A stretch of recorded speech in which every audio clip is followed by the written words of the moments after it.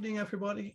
My name is Ruud Meij, and this is Don't Give Up Ukraine again, our weekly broadcast on the situation in Ukraine since the war.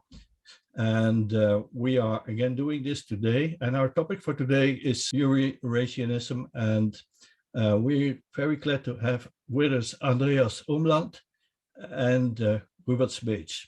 Before we start, Orissa, a short introduction of you. I'm Orissa Bila, a philosopher, professor of Ukrainian Catholic University from Lviv, Ukraine. Andreas, could you give a short introduction of yourself? Yes, hello, my name is Andreas Umland. I'm a political scientist and I'm an analyst at the Stockholm Center for Eastern European Studies of the Swedish Institute of International Affairs. I'm also associate professor of politics at the Kiev Mohila Academy in Kiev, where I'm currently. And I've studied mainly Russian ultranationalism and Ukrainian politics and what one could call East European geopolitics. And published also, Andreas, about Eurasianism, eh? Yes, I published about Eurasianism and wrote a dissertation about Alexander Dugin. Mm-hmm. I'm also editing, maybe I forgot to tell that, two book series related to this topic. One academic book series called Soviet and Post-Soviet Politics and Society, and a somewhat less academic series called Ukrainian Voices, with books written by Ukrainians, and both of these series are published by Ibidem Press in Stuttgart and also distributed by Columbia University Press in New York. Oh, thank you. And thank you for sharing this with us. So, Hubert, could you give a few words on yourself? Yes, of course. I'm Hubert Smeets, 66 years old, almost looking for my pension. I've studied history at the University of Amsterdam, was correspondent in the Soviet Union in 1990, left the Soviet Union when it was called Russia in 1993, so I lived in Moscow. At that time, I wrote my first article about Eurasianism just after the release of the movie Urga, Territorial Lubvi of Mikhalkov, which was, in my opinion, a typical example of Eurasianism. At that time, I thought, perhaps it was wrong, I was the first in contemporary history that wrote a journalistic article on Eurasianism in the West, because it was published in my newspaper. My newspaper is NRC Handelsblad. It was called always a quality paper. Now I'm one of the founders of a think tank and a website platform which is wrongly called Window on Russia. The Window on Russia was founded just after the shameful referendum in the Netherlands on the association agreement with Ukraine in 2016. We former correspondents in the Soviet Union and Russia, we thought that this referendum was an example of the lack of knowledge about the former Soviet Union, that was still called, unfortunately, in the Netherlands, and we tried with the wrongly named platform Window on Russia to compensate this lack of information. Now we are a brand, so we have no commercial reason anymore to change our name. But to be honest, we are focusing from the beginning much of our attention on developments in Ukraine, and of course also on the relations between Ukraine and the Russian Federation. And I'm a historian, I said already, so I'm more or less focused on the facts, not on the bigger picture. And you also published this book, The Wraak of Putin, The Revenge of Putin, so a couple of years ago. I published a book in 2014. It was called The Revenge of Putin. It was published in Dutch, but the English translation is The Revenge of Putin. And it's a bit vain, perhaps, but the first line of the book was, there is war going on in Europe. And fortunately, I was right in 2015 when I wrote that. And I present that the second line was, it's not a war in a military meaning of the word, but it's a war on political perspectives and political systems between the Eurasian perspective on politics and political order and the European perspective on political order. Yeah, good. Thank you. And Putin is revenging on behalf of the Eurasian tradition. Yes, I understood this. Yeah. So we are here with a political social theorist, a journalist, and historian, and two philosophers. I think that would be a decent company for discussing Eurasianism. But because before we start this our regular questions since day one of the war, and this: how was your week regarding to the war? And it's became quite a chronicle. So if you compare the first, I think the first "Don't Give Up Ukraine" that I had with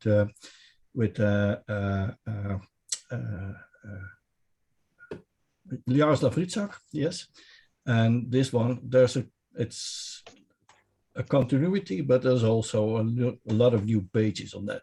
So this is my question to the both of you, Andreas and Hubert. How was your week when it comes to the war? Maybe Andreas, you first.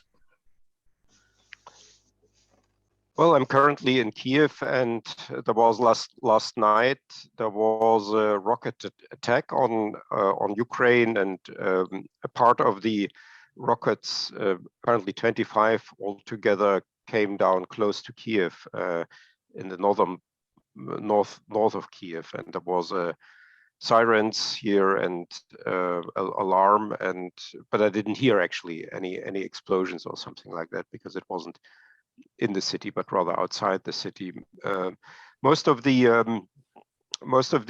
incoming missiles are apparently intercepted by the Ukrainian anti-aircraft, anti-missile forces, and in a way, what happened just last night is maybe what is also paradigmatic, I'm afraid, for the next years, in that Ukraine will need these anti-missile, anti-aircraft forces, lots of heavy weapons to defend itself from such missile attacks, from ordinary military attacks of ground forces, attacks from the Black Sea.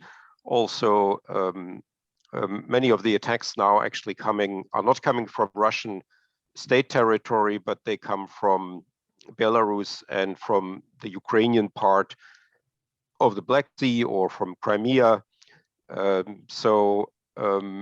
This will apparently be now the new reality for Ukraine for at least a few more weeks, perhaps a few more months, and in the worst case, even for many more years. And Ukraine will need all the equipment and the support for defending itself, because it will probably not enter anytime soon NATO and the European Union, although it has now membership perspectives from both of these organizations. I'm afraid Ukraine will not enter any of these organizations, and so it will not have proper security guarantees from other powers. There's in Germany now a talk about these security guarantees, but they, of course, if Germany, for instance, gives any security guarantees to Ukraine, they will not actually mean that the Bundeswehr is going to go to Ukraine and defend the country, but that's going to be about sanctions, about delivery of weapons, perhaps, but not a real security guarantee. So the only security guarantee that Ukraine can and will have, hopefully for the next years, is an effective army, and it needs the Western support to build an effective defense forces.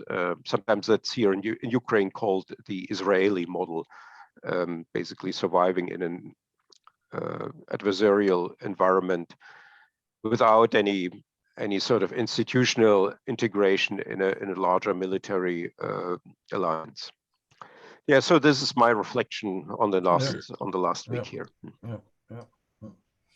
Could you contribute to something to that, Hubert? How was your week when it comes to Ukraine? My week was totally different.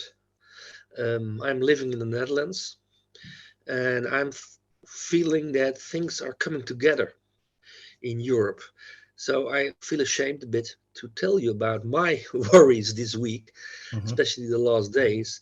But we are experiencing now in the Netherlands a kind of bund, a kind of farmers' uproar against the state, against the government. It has nothing to do with Ukraine. It's just about the future of the farmer and let's say the agrarian industrial complex in the Netherlands for the next future. But still, I try at least to avoid, but I cannot but combine both things.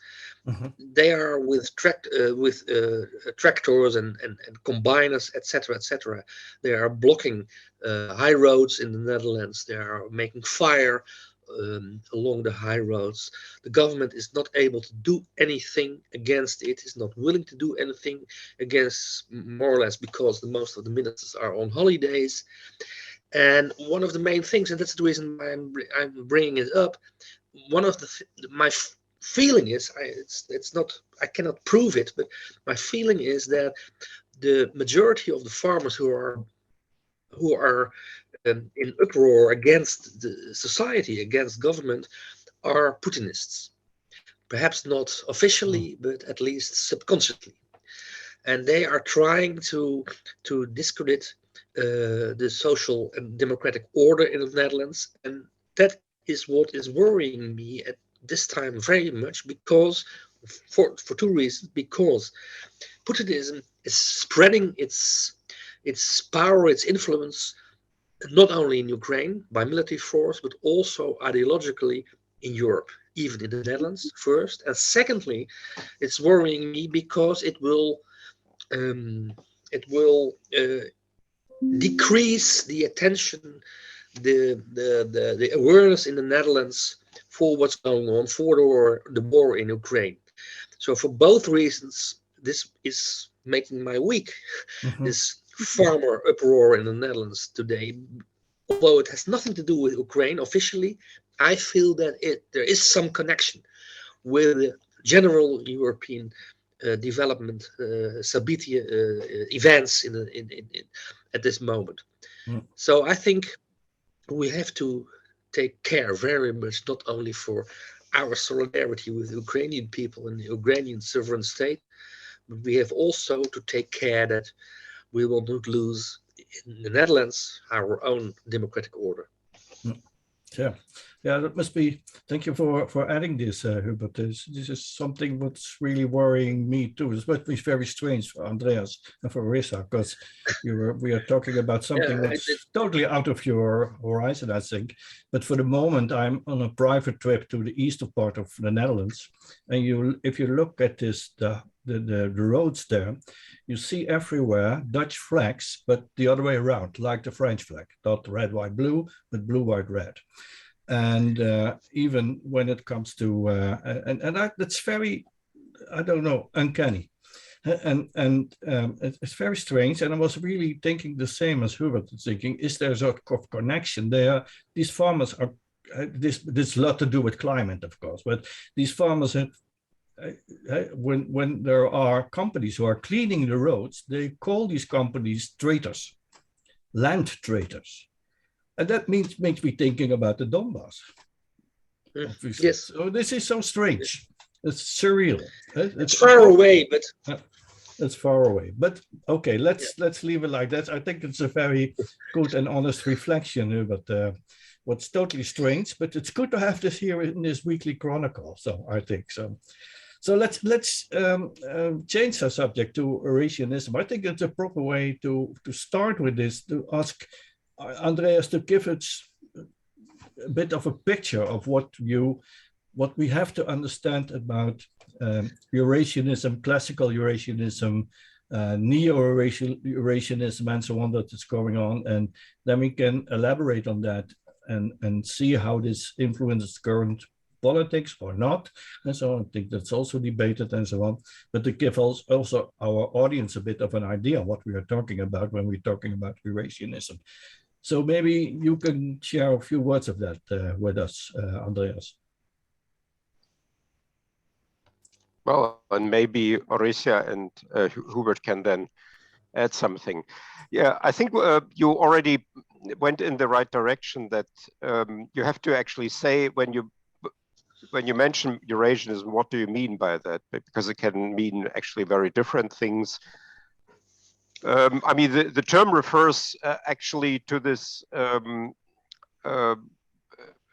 the term Eurasia, which was originally meant to mean simply the Eurasiatic continent, both of the continents together, and was then reinterpreted by a group of Russian émigré intellectuals of rather high caliber in the 1920s, 1930s, who asserted that there is a third civilization between Europe and Asia called Eurasia, that is neither European nor Asian, is largely congruent with the territory of the Tsarist Empire or of the Soviet Union then, and that embraces a particular type of culture and is also characterized by certain geographic peculiarities. And what you had there was actually a quite sophisticated attempt to develop a theory that would sort of justify the unification of the territories of the Tsarist Empire under this under the slogan of an allegedly existing separate Eurasian civilization, which was a sort of, as I said, neither Europe nor Asia, but also a synthesis in a way of Europe and Asia. And the back then it was actually counterposed to what was called in Russia then the Romano-Germanic world, which is of course a rather strange combination. But the enemy back then for these Russian thinkers was less the United States or the Anglo-Saxon world, but rather continental Western Europe. And actually the attitude towards the United States was not that bad among the classical Eurasianists. And what they asserted is that, you know, the Eurasian civilization is more idiocratic rather than democratic. It's more traditionalist. It's more authoritarian and less liberal, and you know, and it should therefore be a sort of a separate space, neither belonging to Asia nor to Europe. But that was then, of course, I mean, that was pure theory. And many people never learned about this, because that was just a diaspora group that did not have any political influence. It had actually some similarity to the conservative revolution in Germany at the same time. Although apparently the interchange between these Eurasianists who wrote mainly in Russian and the conservative revolutionaries in Germany there wasn't much contact between, some contact, but not much interchange between. But the difference here being, of course, that the conservative revolution actually had an impact on Germany, whereas the Eurasianists had no impact, neither in the Soviet Union nor outside the Soviet Union. Was mainly a sort of a niche topic for historians of political ideas. And then what happened in the late 1980s was that suddenly then these actually minor, marginal, fringe, you could say, intellectuals were rediscovered in the late Soviet Union as original thinkers by a whole variety of people. And you know, some more intellectually inclined, others more politically inclined. And one of the varieties that came out of it was then what was called Neo-Eurasianism, and that was principally shaped by Dugin, but the strange thing about Dugin is actually that he was not, although he was a Russian is a Russian thinker who is sort of in a way close to the Eurasianists, the classical Eurasianists. He was shaped not by them, by their writings, but rather by West European thinkers like Julius Evola, René Guénon, the Conservative Revolution, Alain de Benoit, and so on, and that he came only after he had already been basically shaped as a sort of new right neo-fascist thinkers. He then came across the Eurasianists and noticed, well, you know, you can basically use the classical Eurasianism to, so to say, to Russify the ideas of Evola, of the Conservative Revolution, of the French New Right, the Italian New Right, of German fascism, and so on. And you could use this term Eurasianism to make it more acceptable to these basically Western ideas, more acceptable to Russia. Then there was another strand of Eurasianism represented by Lev Gumilov, but I think maybe that goes too far now. We can also speak about him. He had, I think, a very distinct form of Eurasianism that was neither actually similar to Dugin's Neo-Eurasianism nor to the classical Eurasianists, although Gumilov claimed to be in the tradition of the classical Eurasianists. He had actually a very different justification for the existence of a Eurasian civilization based, oddly enough, on biology rather than on serious research, which the classical Eurasianists did. And the fourth variety of Eurasianism is maybe the best known one. It's basically Putin's use of the term Eurasian, and also by other politicians. Nazarbayev has used that as a sort of new fluid cover term for the sort of post-Soviet space that sort of embraces both European nations and ethnicities and Asian nations and ethnicities in Central Asia, in Eastern Europe, in Northern Asia. And that is a sort of catch-all term that doesn't have actually a deeper ideological meaning. It's, you know, it's basically something perhaps chosen as an equivalent to the European Union, and then was put into this project of Putin of a Eurasian Union. And then this Eurasian Union was actually Eurasian Economic Union. It was then called, was very much sort of modeled on the European Union. But in this context, the term I think has become best known, but here it means actually the least. It's basically just a sort of strange geographic term for what you could call Northern Eurasia, when you mean by Eurasia actually the Eurasiatic continent. Yeah, so and unfortunately, I think also many of the Western research centers and journals and so on, they have taken over the term Eurasian, and they call themselves Eurasian centers and something like that. Although the term actually doesn't mean Eurasian, it means actually only Northern Eurasia, or to be more precise, Northeastern Eurasia of the Eurasiatic continent. But still, Eurasian is then now used very broadly. These are the four varieties of Eurasianism that I see, and that are partly sort of in contradiction and partly related to each other. But we can go more deeply into that. Thank you for this expose. And Larissa, I saw you want to join in. Yeah, I was thinking that maybe Eurasianism has a very long tradition in Russia, starting 100 years earlier, in the mid of the 19th century, with this famous discussion of Zapadniki and Slavenophile. It's a pro-Western intellectuals, and the intellectuals that tried to develop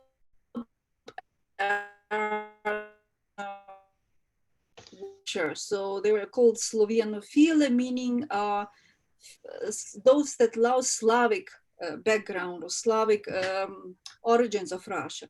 And I'm thinking that in all cases, and that is something we can discuss about it, that Eurasianism became a type of, as in putting in the Edward Said terminology, like an orient.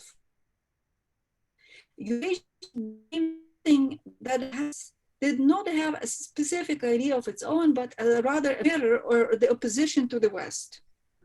We are something that the West is not.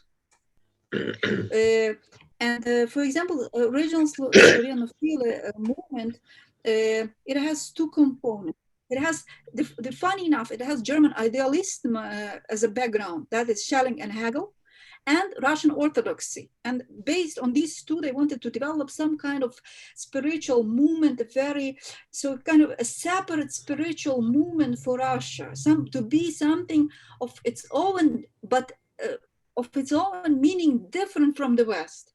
And I think when we talk about Dugin's Eurasianism, or we talk about Putin's Eurasianism, we see this, we are something, it really is an empty, so it's an empty concept in itself, in the sense that it doesn't have so much meaning in its own, but rather we are something other than the Western cultures. You can, if you agree or not, please tell me what you think about this. Would you agree with this? Hubert? Yeah, no, I don't know if do I agree with Eurasia or not. My interest in Eurasianism is that it is also an operational political thought, idea. I was, let's say, educated with the binary division between the Zapadniki and the Slavenophili, where the Zapadniki were the people of the Enlightenment. The Enlightenment could be democratic, the Enlightenment could be communistic, Bolshevik. So the Enlightenment has two faces. And opposite to the Enlightenment, to the Zapadniki, where it was the Sobornost, let's say the community atmosphere, the local orientation of the Slavenophili. And as when I came across Eurasianism when I was living in Moscow, I came across, because of Nikita Mikhalkov, I told you already, because of his movie Urga, Territoria Lubvi, but also because of, and that's what I would like to stress now here, because of Eduard Limonov. Let's say the clear-cut open fascist of Russian fascist in Russian literature. Eduard Limonov, I think, a marvelous novelist, but also an important political thinker. Not my type, but still, I came across him because I thought he was presenting to the Russian people, beginning of the 90s, something, a compromise between Zapadniki and Slavenophili. Because the Zapadniki were, of course, enlightened people orientated on the West, more or less on the Anglo-Saxon world. Limonov was able to make clear that inside the European culture, there's also an anti-Western atmosphere, an anti-Western tradition. And correct me if I'm wrong, Umland, but that anti-Western atmosphere is located in Germany. Traditionally, I mean, Spengler and all that kind of people. People who were fed up with decadence of the Anglo-Saxon Western world, where individualism was all about. It was the main core business of society and of progress on the one side, typical Anglo-Saxon Enlightenment, and on the other side, the Russian answer, the vital Russian society, where people were not only looking for material progress, for material prosperity, but were also looking for ideological progress. And Eurasianism combines both things and is able, I think, when I was reading and I was talking also, by the way, at that time with Limonov, I had some interviews with him, he was able to make clear that it is also a political ID, an operational ID that you can use. And one of the main things in that Eurasian ID is that you are not only orientated on society, on the community, but you also are orientated on making power structures, are building a vertical vlast, a central system where you can, let's say, you can pull the strings of society, and that idea about revolution from above, that is an idea which is well known in Europe, also in the Netherlands, but especially foremost in Germany. And the Eurasianism is combining both things. It is not by accident that when Eurasianism came alive in the 20s and the 30s, for example, in Germany, not only the left-wingers, the communists, were focused on the Soviet Union, but the Soviet Union got also a kind of respect on the right side, on the reactionary conservative side in Dutch society, German society, etc., etc. And my idea about Eurasianism and why it's important still for us is that it combines modern ideas about central state, modern ideas about authoritarianism in the structures of the state, in ruling of the society on the one side, and on the other side, mysticism of a vital people like the Russians, mysticism of there is something more than only your bank account. And that is, I think that idea, that combination is triggering also in the West, in Europe, I mean, continental Europe, perhaps not in Great Britain and the United States, or the United States, of course, too, but especially in continental Europe, that's triggering it's triggering people because we are fed up with materialism in Europe. We are looking for some big ideas that can guide us, the society, and still, I don't know why, but still, Russia is that vital example for some people who think that Putin is a more an energetic leader than Joe Biden, for example, and that is attractive, not only for the Russians to, let's say, to overcome the eternal division between the Zapadniki and the Slavyanophiles, but it is also attractive for people more west in Europe. And that is why I think that Eurasianism is an important issue. Mm-hmm. So thank you for this. So we have these couple of views. So we have Andreas sketching a broad perspective on this on the history. Larissa adding this idea of that it's like an anti-Western ideology, if I may say so, but doesn't have any, it defines itself in this anti-mode, so to say. And Hubert was basically referring to something that it's more European than the word Eurasianism suggests, so to say. Yeah? So these three kinds.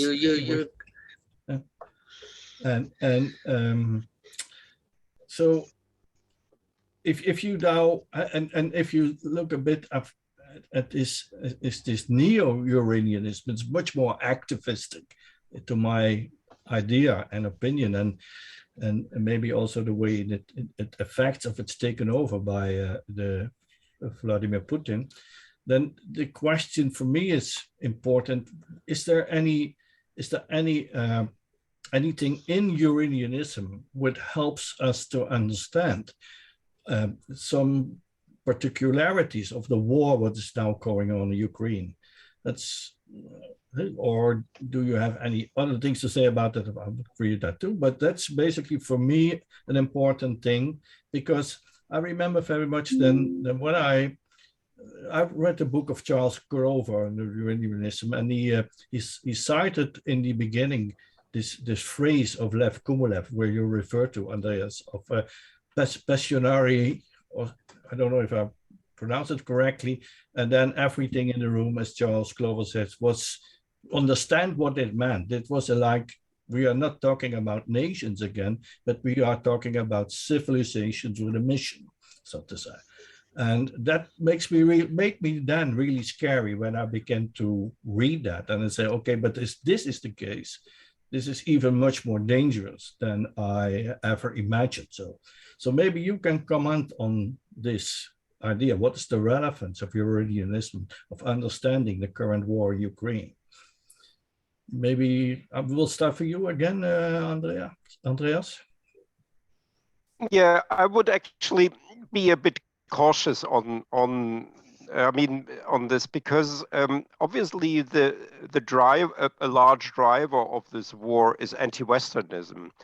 But I'm not sure how much actually Eurasianism plays such a big role. I mean, if you take, for instance, classical Eurasianism, I mean, we have to remember that this was just one of the groups within the Russian diaspora then, and in general, this is just one of the many varieties of anti-Westernism in 19th and 20th century Russian thought. So, for instance, there was then in the Russian diaspora in this interwar period, let's say somebody like Ivan Ilyin or Nikolai Berdyaev, who were not Eurasianists, but they were also anti-Western, you know, and they had their own sympathies for, in the case of Berdyaev, let's say, Italian fascism, in the case of Ivan Ilyin, German Nazism, but they did not define themselves as Eurasianists. So, you know, sometimes there is then a little bit of a, I think, an overestimation of that. And as I said, for Putin, I think this neither the classical Eurasianism nor Dugin's Neo-Eurasianism plays that much of a role. Apparently, Putin is aware of Lev Gumilev. He's maybe, in a way, the most influential of those people who have called themselves Eurasianists. So you could argue that he is actually the lead Eurasianist because he has a bioethnological theory about not just Eurasia, but about the entire world, and you know, how world history functions, not only how Eurasia functions. And then Eurasia is, or the Eurasian civilization is just an episode in world history, in what he describes in the rise of and fall of ethnicities and of super ethnies, as he calls that. I don't see, frankly, I don't see any direct influence, neither of the classical Eurasianists, nor of Dugin, nor of Gumilev. What they've all done, together with many others, with the Slavophiles, with Ilyin, Berdyaev, and Limonov, and Danilevsky, and you name them. And what they've done is that they've created this, as Hubert rightly said, this sort of, you know, this myth of some sort of Russian specificity, Russian mission, some sort of, you know, alternative to the West. But I'm not sure that the Eurasianists actually are also central here for this war with Ukraine. I think the war in Ukraine is actually sort of, in a way, counter-Eurasianist, because it's very much about the Russian nation, about ethnic issues, and I would even go as far as saying that this is actually seen from Moscow as not an imperial war or a colonial war. It's seen actually as a sort of civil war within Russia, within the larger Russia, between the proper Great Russians and the Little Russians. And the Little Russians, they have become infected with all sorts of Western ideas like liberalism, Nazism, LGBT, fascism, and they need to be cleaned, and they need to be liberated and cleansed and reborn and so on. And I'm not sure that, I mean, the people who would, there would be then people who call themselves Eurasianists who would be very active in all of that, like Dugin. but for the ideology of the regime, I think Eurasianism has here not that much of a role. I think that it has a role, as I said, for this idea that Russia should be a single pole in a separate pole, a separate civilization in a multipolar world, where you would have Europe and China and the US and then Eurasia, and Russia would be sort of heading this Eurasia. For that definition, I think Eurasianism has a certain importance, but my suspicion is actually that many in Russia would now perhaps recognize that that Russia may not be up to being a pole by itself, a sort of Eurasianist pole in world politics. That the only thing that they can do is to basically join either China or a larger coalition with China in a sort of new bipolar world, where you would have the authoritarian countries on the one side, including Russia, and then the liberal democratic countries on the other side. So I think there was a Eurasian dream among many of the Russian political elite who wanted to use this term to make this claim to be a pole in world politics. But I'm not sure that now actually still, if many Russian intellectuals will actually still themselves believe in this. Maybe they would now be more realistic and see the necessity to join China and then perhaps be a secondary power in a larger confrontation, and then still play some role in that. So for the Russian-Ukrainian war, I'm not sure Eurasianism plays that much of a role. I mean, Dugin has been saying these things already in the 1990s about Ukraine that can be seen now as almost programmatic for what Putin is doing today. If you read his Osnovy Geopolitiki, Foundations of Geopolitics, is basically the passages about Ukraine. It is, and there's not. It's not that much about Ukraine in this book. But what is about Ukraine in this book is largely what now the regime is saying. Putin's regime is saying. So in that way, Dugin has played a certain role for the war, but otherwise. Maybe people like Ilyin actually or Solzhenitsyn, they play a larger role for this ideology of merging Ukraine and Belarus and Russia into one nation. Thank you. So, not to overestimate it. That's a bit the mild conclusion. What you're saying. Huh? So I wonder what Hubert has to say about this.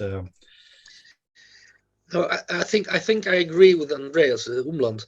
Solzhenitsyn is more important than Lev Gumilyov in this war in Ukraine. Solzhenitsyn wrote in 1990, in September or November 1990, he wrote his famous essay "Как обостроить Россию." It was an essay. It was the first serious text in Russian I read with a dictionary next to me. So perhaps I was too much influenced by this essay, because it was my first experience with Solzhenitsyn, of how you can call it. But in fact, he wrote in that article. So Russia has to forget about the Caucasus, about Central Asia. Russia had to focus on the Slavic Union, the Slavonic Union, Russia, Ukraine, Belarus, and the north of Kazakhstan. And when you're looking to what's Putin doing in an operative way of his politics, he is trying to, fulfill that program of Solzhenitsyn. He's trying to reunite the three Slavonic republics, and he is also threatening Kazakhstan with at least grabbing the north of Kazakhstan. And Solzhenitsyn for sure is not an Eurasianist. But now my little criticism on Andreas Umland. I think that this regime of Putin is not only focused on Solzhenitsyn and the program of Solzhenitsyn, which was written down in that essay, Как обустроить Россия, but this regime, Putin regime, is also in a way fascist. And fascism has always two faces. It is reactionary in a cultural way. It's looking backwards to the past. In Italy, it was trying to rebuild the Roman Empire, but at the same time, it's very modern. It's very progressive. It's orientated on the future. And that makes, I'm afraid, the Putin regime attractive, not only for Russians and for some people perhaps in Ukraine and Belarus, but also attractive abroad, farther away, because it is combining the nostalgia to the past, the desire to rebuild the former Roman Empire or the former Russian Empire in this case, to combine that desire, that nostalgic reactionary policy with the idea, with the perspective of a modern society, ruled by one leader, etc., etc. And that makes, I think, Putinism a stronger political force than it would have been when Putinism was only focused on the program of Solzhenitsyn. Mm-hmm. And it's interesting. So would you say that this Eurasianism is more part of a broader narrative, so to say? So we have this puzzle, I'm afraid, yeah. And then you have this jigsaw puzzle where there's different, the different parts fit in, but you can't pinpoint it and in a way that you can say, okay, this bit Putin is fulfilling the mission of Dugin or Trubetskoy or whatever. So no, of course not. He's a politician. He is an opportunist, as all politicians are, just because of their profession. So he is, or he let's say it more philosophical.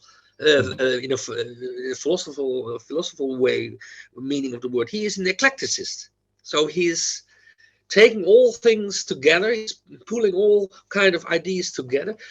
But the main thing, and that is, I think, the strength of Eurasianism, the main strength of Eurasianism, it is political. It's more political than cultural. Perhaps I'm absolutely wrong, Andreas, but that's my idea about what's going on, at least now, with Eurasianism in the context of Putinism. But still, I want to make a short remark. It still uses heavily culture because it manipulates with the orthodoxy and this Russian language and Russian world as the kind of common cultural background for all these territories. That's the major explanation why. And so now we have this discussion about canceling Russian culture or kind of postponing or making it, less visible in the Ukrainian context or Ukrainian society. And a lot of people, they sincerely don't understand why the street named by Pushkin should not be there still anymore. And I mean, like, Pushkin is not guilty. They say, well, Pushkin is not guilty, but Pushkin is not, it could be street of anybody, right? But it became Pushkin's street, so that means it's a kind of colony that we are full of these signs of the Russian presence in Ukraine, and this is where it really becomes heavily present, and this is why it claims that we should be here, because this is our former territory. But one thing I want to ask you mentioned about this past and future, and I agree about this past, that it has the whole background, the myth in the backpack that it carries around with itself, talking about that we are rebuilding, we kind of have this nostalgic idea of the past that we want to restore. But is there any real modern future? I mean, what kind of modernity you are talking about? Because when I think about Russian politics, what we see, it's not what we've seen, at least in the last 20 years, it was not restoring technologies. It was using only resources, kind of like Russia is an endless of resources. And so we don't need to invest like China, great things by investing into technologies and kind of like making, out of the resources, making more resources. But Russia is really... I agree. They don't understand this modern world. I agree. I understand what you mean, and I have to. You have more than one point. That's true. The Russian culture at this moment is reproductive in the best sense of the word, and even that is too optimistic. You're right. There is no progress in Russian society, which is originally Russian progress. That's absolutely true. But what I meant to say is that the Russian fascism, Russo-fascism, as I am calling it, is not orientated on a Russian society where all Russians will be shepherds. There is still the idea that the Russians, because of Gagarin or other heroes, are still able to compete with Silicon Valley, etc., etc. So it's not anti-modern in a cultural way. And in fact, of course, they are serving the same cappuccino as in Milan and in Madrid. They don't serve their own coffee. That's true, but it's anti-modern. That is what I meant to say, and that makes it attractive. And that's the reason why I'm more afraid for Putinism than perhaps Andreas is. Well, Eurasianism is also anti-modern in that sense, of course. So let's keep our obligations, and we wanted to finish at 9 o'clock, we promised, Hubert. So then a last question to you, Andreas. So I think a couple of years ago, you really made the point of keeping studying Eurasianism, and you did a book review, what I read, on 4 new publications of Bessin, Clover, and 2 other ones. Should we still keep on doing this, and not only about our, let's say, intellectual and curiosity, but also to understand the dynamics of what's going on now, not only in Russia, but in the war. And actually what's now happening in the war is, of course, happening in the world, at least in Europe. So how do you see that as the last question to you? Yeah, I mean, in this review, I think my main point was that if you take all these developments together, you can actually now talk about Russia as a radical right regime. I would not yet use for the entire regime the term fascism. I think the term makes a certain sense for the special operation, which has a fascist sort of drivers. But I think what was that was already back then when I wrote this review, and it was just about these books. And if you look on the larger trends that Hubert was mentioning, then one could see this all coming, and unfortunately the reaction of the West was not right. For instance, Ukraine was not delivered weapons back then. It should have gotten the weapons that it's now getting after the annexation of Crimea in 2014. Although you could see that the regime is actually moving, and it's moving to the right, and that it's becoming actually a very different regime from that of Yeltsin in the 1990s. Thank you very much for this. Thank you very much for all of you. Okay, that reminds me in these discussions about pinpointing the nature of the Russian regime. Must be more or less that the work that Hannah Arendt was doing in thinking about totalitarianism. So we are somehow on the brink of new phases in history, and we have to deal with that, and we have to deal with that with things what comes to us and what we're studying them. So that won't be the last word on this, I'm afraid, but I think these were important words where you were sharing. So I want to thank you all of being here, and Andreas, especially you, and Hubert also especially you. I know you're very, very busy, and it took you some effort to make it now. But we are very grateful for that. Hope to see you again, and we are of course going to edit this conversation, and you will see it at YouTube. Thank you very much again, and hope to see you again.